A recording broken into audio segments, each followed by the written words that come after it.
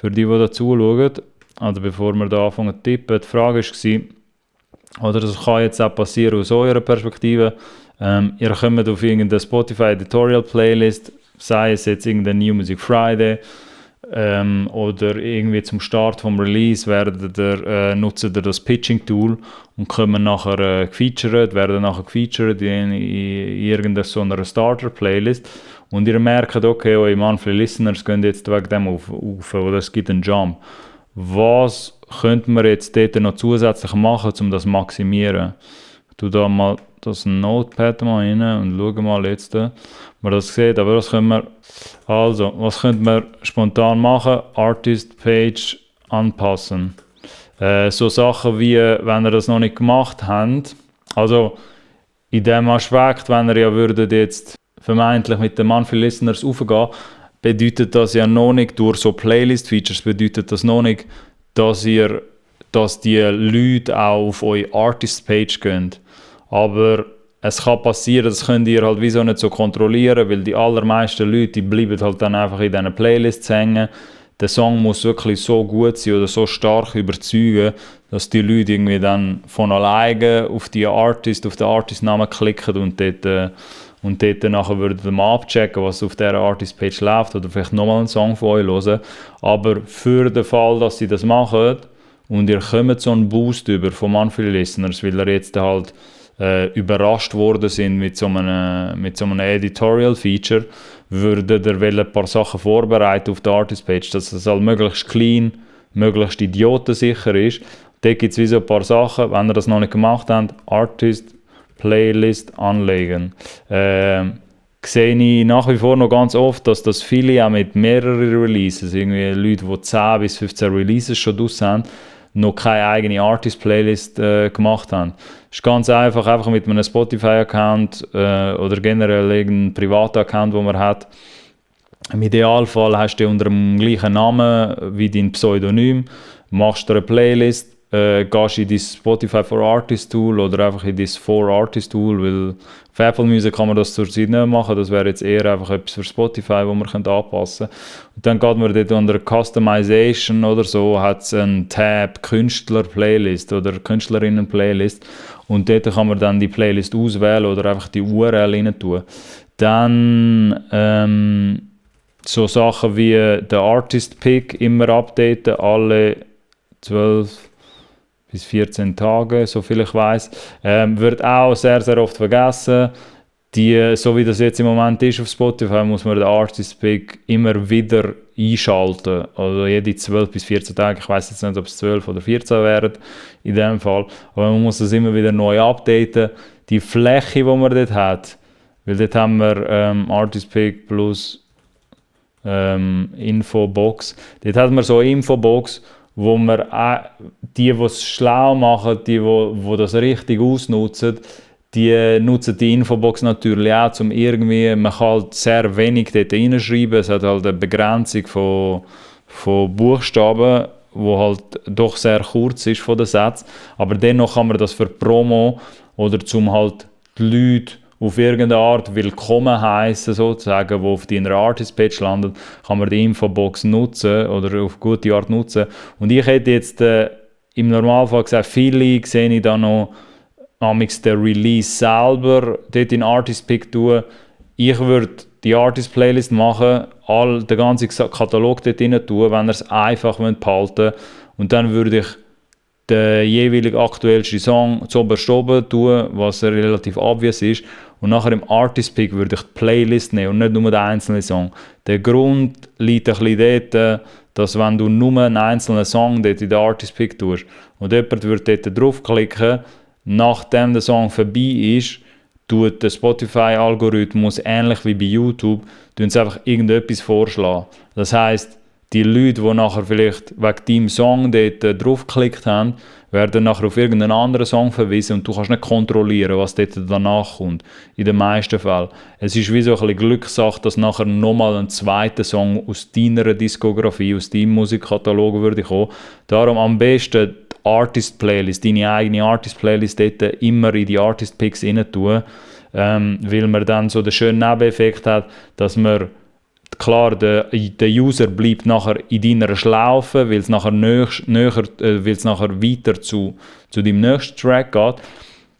Plus kommst du vermeintlich ein Follow über auf die Playlist, auf deine eigene Playlist, weil man halt auch deine privaten Artist-Playlist folgen könnte. Und die wird nachher auch in der Bibliothek von dem User angezeigt und wird halt dann auch für deinen Overall-Konsum, für den ganzen Konsum auf deiner Artist-Page oder auf deinem Profil wird das halt auch helfen. Darum bei den Artist-Picks am besten immer eine Playlist und nicht das einzelne Produkt rein tun. Ist ein kleines Detail, das aber oft übersehen wird. Dann, was kann man noch optimieren, wenn man jetzt gerade ein bisschen einen Boost hat? Was halt wird passieren, und da könnte man dann bewusster ein bisschen mit dem umgehen. Als zweiter Punkt, wenn mehr Monthly Listeners dazukommen, bedeutet das auch, dass sehr wahrscheinlich potenziell mehr Konsum durch Release Radar Playlist. Dort hat's, wenn ihr in eurem Artist Tool schaut, gibt es so algorithmisch basierende Playlists. Es gibt so verschiedene Sektionen. Wenn ihr dort unter Playlist-Konsum geht, in den Tab, dann ist einer der ersten Playlists, die dort meistens auftaucht, ist die Release-Radar-Playlist. Die Release-Radar-Playlist ist halt algorithmisch, hat die für die selber auch Spotify ein bisschen als Privatkonsument nutzen, werden ihr vielleicht ein bisschen wissen, welche Playlist ich meine. Die ist halt mehr algorithmusbasierend und basically kommen dort, wenn du jetzt aus einer User-Perspektive schaust, kommen dort oft New Releases von irgendwelchen Künstlern und Künstlerinnen, wo halt der User XYZ am Hören ist, dann in diesem Monat, in diesen Monaten, wo halt dann kommen. Der Release-Radar von dir selber, wenn er euch fragt, ja, wie kann ich das beeinflussen, um dort mehr Release-Radar-Konsum generieren, zu meinen eigenen Songs. Dort ist auch ganz konkrete Info von Spotify gibt es dort nicht. Man könnte im Internet ein bisschen recherchieren, dass viele sagen, oder dass auch schon so in Statements von Spotify so ein bisschen halb bestätigt worden ist, dass es auch, also dass sehr viele Leute vermuten, das hat mit deiner Follower-Base zu tun. Also wie viele Leute auf deine Artist-Page gehen followen. Nicht nur das, aber es ist einer der Faktoren. Es ist auch so ein Faktor, wie viel deine Songs überhaupt konsumiert werden. Teilweise auch, ob sie geliked oder gesaved werden, kann auch damit zu tun haben, ob du nachher in den Release-Radar kommst. Aber also ob deine Songs bei deinen Users, bei deinen Fans sozusagen mehr im Release-Radar auftauchen. Aber ich sage mal, der fassbarste und der Wert, wo du auch am meisten mitkontrollieren oder mitprägen kannst, ist, dass man ein bisschen bewusster mit dem umgeht, einfach auf die Follower-Basis, also Leute dazu bringen oder sie mehr aufzurufen dazu, deinem Artist-Profil zu followen. Dass er einfach dort auch ein bisschen viel bewusster mit dem umgeht. Das kann jetzt ein Wert, wenn ihr euch das anschaut und ihr habt noch nie die Follow-Statistik auf Spotify selber angeschaut, auf eurem Profil. Das kann jetzt vielleicht irgendwie 50 Follower sein, 500 Follower, 300 Follower, was auch immer. Du bist schon gut bedient als junger Musikschaffender, der da jetzt zuschaut, wenn du irgendwie bei 300-400 Follower wärst. Und wenn du das aber jetzt noch nicht angeschaut hast bis jetzt, dann ist noch nicht zu spät. Aber besser schaust du dir das früher an oder gehst ein bisschen früher mit dem Wert um. Heutzutage kannst du dir wieder so ein bisschen denken, anstatt dass du jetzt nur immer auf Instagram-Follower aus bist, was halt immer noch nach wie vor viele machen, und jetzt mal ganz zu schweigen, dass man überhaupt irgendwie einen TikTok-Account hat oder jetzt nur auf Instagram rumlungert und nichts anderes macht als Artist. Aber anstatt dass man jetzt vielleicht nur seine Instagram-Follower anschaut, könntest du auch ein bisschen bewusster mit dem umgehen, wie du mehr YouTube-Subscribers und auch mehr Spotify-Follower tust, also mehr Leute dazu bringst, auch dir auf Spotify zu folgen, weil so wie man es heute weiss, nach heutiger Kenntnis, zum Zeitpunkt von diesem Video, bringt das immer noch etwas, eben, wenn es jetzt um so Sachen geht wie Release-Radar-Konsum. Darum, dort kann man auch ein bisschen kreativ sein, ich merke schon, dass gewisse Leute nutzen und dann haben wir so einen Hinweis machen auf Social Media, auf ihren Kanal. Hey, gehen wir auch, ab und zu kommen dann so Stories à la, hey, gehen wir auch folgen, geben wir einen Follow auf Spotify. Das ist so ein bisschen das höchste von den Gefühlen, die ich gesehen habe, dass Leute einfach ihren Avatar, ihren Canvas, also ihre Startseite von Spotify, dort in die Story packen. Was ich ein bisschen schade finde, da könnte man ein bisschen mehr auch noch in Content denken, also in kreativeren Content und einfach auch mal um die Ecke denken und vielleicht spezifischen Videocontent machen oder vielleicht fällt einem etwas ein bei einem nächsten Musikvideoshoot oder bei irgendwie Promo-Content, wo man sowieso würde aufnehmen irgendwann mal, wenn man gerade unterwegs ist mit den Leuten und man hat einen Filmer dabei, könnte man auch gerade so gut irgendwie so kleine Snippets oder halt kurze Video-Content Pieces machen, wo halt bewusst mit dem spielen, dass du irgendwie wie so ein Side-Content-Piece noch hast, wo du extra dafür verwendest, halt zum Leute aufrufen, deiner Spotify-Page zu followen.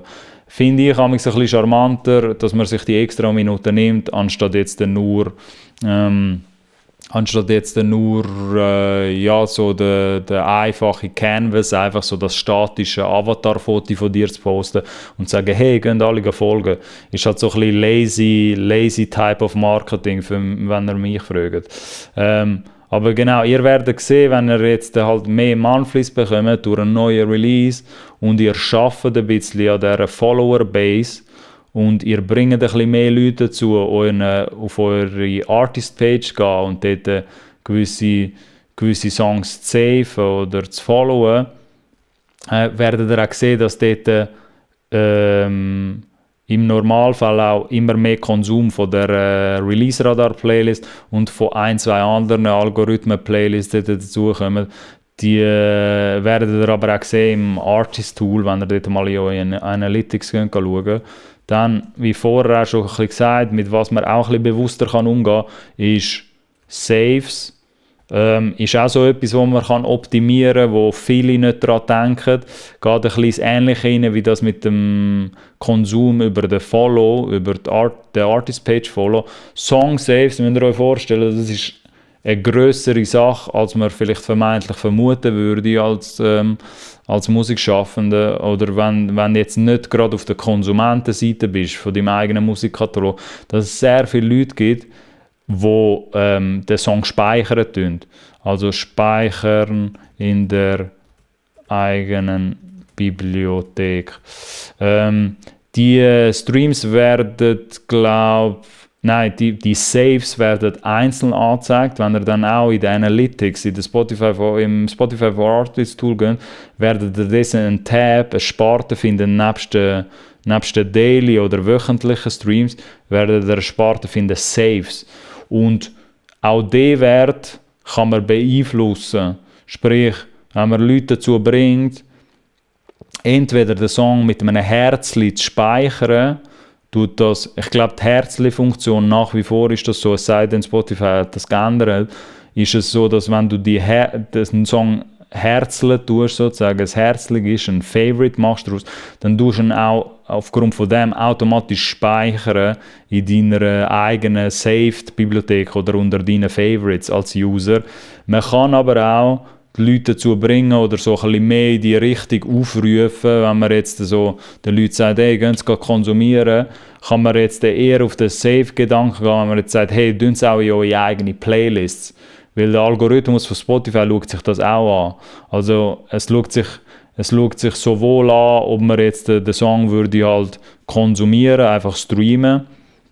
Es schaut sich aber auch an, ob man den Song jetzt würde herzlich ein Favorite daraus machen oder auch, was teilweise vermutlich, das denkt man jetzt, es sind halt Spekulationen von vielen wiederum in der Industrie, aber es ist auch viel wert, der Algorithmus schaut sich auch teilweise an, dass es mehr wert ist, wenn der Song nachher in deine eigene private Playlist tust, die du vielleicht hast als Privatkonsument. Darum der Gedanke, Songs safen oder einfach macht mal die Übung, schaut euch den Safe-Wert an. nebst den Daily Streams. Weil für die da ein bisschen länger schon zuschauen, ich weiss, wir haben damals sehr intensiv eher über Daily Streams geredet, über die täglichen Streams. Und für die Leute, die sowieso noch nicht so viel rumkramen sind in ihrem Analytics-Tool, ist es jetzt für den Moment eher mal an der Tagesordnung oder so die Denkübung machen. Schaut euch mal eure Daily Streams an. Das mit den Saves ist so ein bisschen der fortgeschrittene Modus. Wenn man dort schon ein bisschen das Gefühl dafür hat, wie viele Daily Streams man macht, wie so der Wachstum ist, könnte man sich einmal den Wert anschauen, okay, wie viele tägliche oder wöchentliche oder monatliche Saves bekomme ich eigentlich auf diesen Songs und wie viele Leute speichern eigentlich die Songs. Vielleicht werdet ihr merken, wenn ihr nachher 5, 6, 7, 8 Songs anschaut in eurem Ranking, werdet ihr sehen, dass wenn ihr nach Daily Streams filtert, kann es sein, dass ihr ein anderes Ranking bekommt, als wenn ihr nach Daily Saves, also nach der täglichen Anzahl Saves, wo die User, die Songs speichern, würden filtern. Vielleicht ist dann ein anderer Song Platz 1 oder der meist gesavte sozusagen. Und man könnte vielleicht auch Musikmarketing oder mehr Optimierung nach dem treiben, wenn man jetzt merkt, einer von deinen Songs in einem grösseren Projekt wird irgendwie überdurchschnittlich mehr gesaved, gespeichert als andere, könnte man auch mal ein bisschen spielen mit dem, dass man vielleicht den Song ein bisschen mehr vorholt in der Kommunikation. Weil die Saves generell, alles was mit dem Speichern vom Song zu tun hat oder den Song in eigene Playlists rein tun, in private Playlists, schaut sich der Spotify-Algorithmus auf jeden Fall auch sehr intensiv an und nimmt das auch so in seine Rechnung rein, ob dein Song jetzt recommended wird, ob er vielleicht teilweise in neue Playlists kommt. Auch wenn es jetzt in der Schweiz, ich weiss, Leute können mir auch gerechterweise sagen, es gibt gar nicht so viele Playlists, wo du jetzt vielleicht mit Mundart-Songs reinkommst momentan, aber unterschätze nicht den Release-Radar-Konsum, wo auch irgendwo durch ein bisschen zusammenhängt mit diesen Saves oder mit dem Speichern, weil es kann sein, dass ihr vielleicht vermeintlich nicht so viele Playlist-Flächen habt, also Editorial-Playlist-Flächen, aber trotzdem kommt ihr vielleicht viel Release-Radar-Konsum über. Das kann alles passieren. Darum schaut euch, nebst den Daily Streams könnt ihr euch auch die Saves anschauen. Es gibt 1, 2 Cases, die ich gesehen habe von jungen Musikschaffenden, die das schon ein bisschen clever in ihre Kommunikation eingebaut haben und den Konsumenten oder ihrer Supporterbasis auf Social Media wie so ein Dankeschön geben, wenn es darum geht, dass sie vielleicht schon viele private Playlist-Features bekommen haben. Das habe ich jetzt noch nicht bei so vielen gesehen, aber die ein oder anderen schlauere Artists hat es schon gegeben, die das ein bisschen in den Vordergrund gerückt haben. Weil in deinem Artist-Tool, falls ihr das noch nicht gesehen habt, dort wird euch auch angezeigt, in welchen privaten Playlists. Also ihr werdet dann so Playlists sehen, die halt eher so nach Privatperson wirkt. Also sie sind auch so amix benannt. Und das sind halt meistens Playlists, wo halt irgendeine Privatperson, die halt Spotify täglich nutzt, ist halt die Playlist mal erstellt worden. Und die Playlists haben meistens auch nur einfach einen Follower oder vielleicht 2, 3, wenn dann Kollegen oder Kolleginnen dort auch noch angedockt sind an dieser Playlist oder man shared gewisse Playlists. Aber schaut euch mal die Liste an, weil vielleicht würde euch verwundern, dass ihr dort 50, 60, 70 Entries drin habt. Es gibt gewisse junge Artists, die da jetzt vielleicht auch teilweise zuschauen bei diesem Collab-Content, die dort 50, 60 Playlists drin haben und diese Playlists sozusagen oder die Fülle an Playlist-Features, die könnte man auch in seine Kommunikation ein bisschen clever einbauen und halt irgendwie den Leuten danken oder ihnen so ein bisschen die Props geben, dass sie dich dort inkludiert haben. Weil viele momentan geben halt irgendwie so Dankeschöns oder Shoutouts, wenn es auch darum geht, hey, wir haben 40'000 Streams erreicht, alle zusammen, super, weiter so, danke vielmals. Aber dadurch, dass vielleicht die Playlist-Features kommunizierst, und ich rede da jetzt nicht von Spotify Editorial Playlists, wo man dann irgendwie Spotify, was auch immer, danke vielmals Spotify, dass du mich da reingenommen hast, irgend so Editorial Playlist, sondern eher von Empowerment, du tust das mehr ins Licht rücken, dass du den privaten Playlist-Nutzer, also die das in ihre private Bibliothek haben, dass du denen mehr einen Shoutout gibst. Weil die Daten hat man, die Daten siehst du auch und es wäre ein leichtes, dort mal einen Printscreen machen und die einfach mal verwenden für seine Artist-Kommunikation und dort ein bisschen deinen User, deinen Konsumenten sozusagen ein bisschen Props geben, dass sie dich supporten. Dann schaue ich jetzt noch, wenn wir jetzt generell eben, wenn man mehr Monthly Listeners bekommt oder so Playlist-Features, dort muss man halt zuerst mal einfach vor allem hoffen, dass die Leute halt auf deine Artist-Page kommen. Das sind jetzt gerade so intuitiv die Sachen, die mir da eingefallen sind. Klar gibt es vielleicht sicher auch noch andere Sachen, die man könnte anpassen könnte. Das mit dem mehr Release aber ist schon einer von den guten Punkten, beziehungsweise dass man jetzt einfach sagt, wie das jemand da auch schon angedeutet hat, if possible, keep dropping tracks, dass man natürlich dann einfach regelmäßig weitermacht, weil das habe ich auch schon erlebt, dass nachher Leute irgendwie einen Bump bekommen, also dass es aufgeht mit den Monthly Listeners, weil gerade der eine Release ein bisschen mehr abgeht und nachher hört man wieder 6 Monate nichts von dieser Person und dann kann es halt sein, die Monthly Listeners werden dann auch merken, ist halt eine recht starke Fluktuation. Es kann halt recht schwanken gegen auf und ab. Und wenn man dort schon sowieso ein bisschen einen Lauf verwünscht hat oder in so einem Flow ist, dass man merkt, es kommen mehr Daily Streams dazu, es kommen mehr monatliche Hörer und Hörerinnen dazu, dann tun dort, wenn möglich, nicht abbrechen, auch wenn ihr vielleicht überrascht werdet, sind euch dort nicht schade, vielleicht 1,5 Monate später nachher nochmal etwas zu droppen oder vielleicht sogar einen Monat danach oder je nachdem, was jetzt euer Tempo ist, das ist sehr individuell, das ist bei jedem ein bisschen anders, aber dass dann nicht nachher nochmal 6, 7, 8 Monate nichts mehr kommt, weil wenn ihr schon so eine Wave catcht und mehr Monthly Listeners irgendwie bekommen, eben durch einen Release, wo jetzt ein bisschen mehr abgeht am Anfang, dann sollten wir das auch nutzen, weil man weiss nicht, wann die nächste Welle kommt und wenn man schon so eine Welle jetzt am Reiten ist, dann kann man den Wachstumsschub wie so auch nutzen, wie es da jetzt auch gefragt worden ist. Da gibt es sicher auch noch andere Comments, könnt ihr euch auch selber anschauen, ich tue das sicher da in der Description, aber habe ich eigentlich eine spannende Fragestellung gefunden und kann man auch sicher irgendwann mal noch weiter ausführen, wenn euch das gefallen hat. Kommentiert das oder sagen wir mal in den DMs, ob ihr das gut gefunden habt, dann können wir das vielleicht einmal in eine vollständigere Episode verpacken, wie man noch seine Artist-Profile ein bisschen stärker optimieren kann. Danke vielmals fürs Zuschauen und bis zum nächsten Mal, würde ich sagen.